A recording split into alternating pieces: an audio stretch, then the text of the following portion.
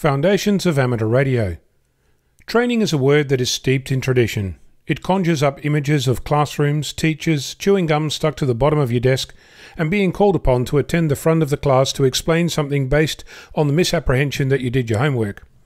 Fortunately, this is a hobby, and training is something you can do yourself, to yourself, by yourself, at your own pace. Of course, you can choose to do it with others, but it's not required as such. We talk about being prepared for doing stuff, but what do we actually do to make that happen? I've said many times that I like to do contests. In fact, I'm preparing for one right now. This particular contest awards points for making a contact and doubles the points, a so-called multiplier, every time I work a different area. So what does my training for this look like? What preparations have I done and what am I doing right now?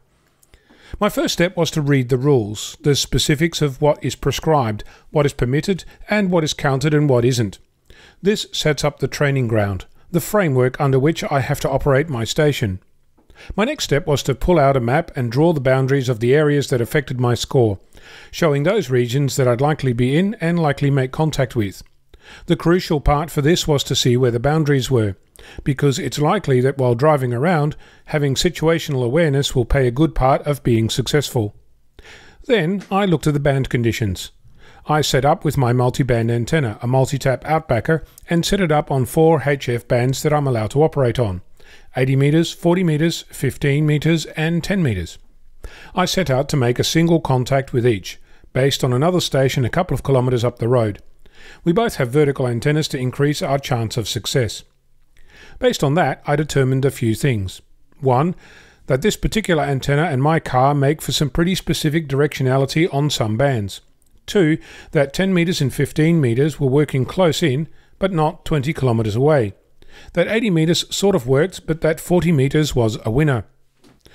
Based on this test, I decided that 40 meters was going to be my frequency band for this contest. Then I went about getting tools together. I have a laptop for scoring and a power supply that connects to the car for the laptop. I've charged my radio battery so it'll run for a week on 5 watts. Got together pen and paper as a backup, found a USB charger for my phone, and will shortly be packing fruit and water for while I'm on the road.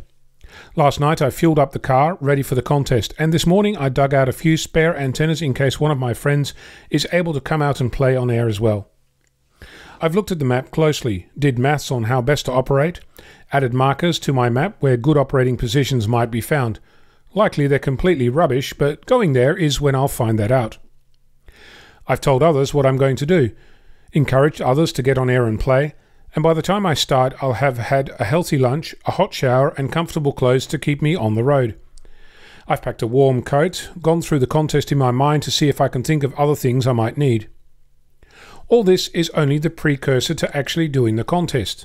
Call it Part 1. Part 2 is the contest, and Part 3 is figuring out what worked and what didn't. I'll tell you about that next time we meet. Training, it can be fun, or it can be traumatic. You decide. I'm Ono, Victor Kilo 6, Foxtrot Lima Alpha Bravo.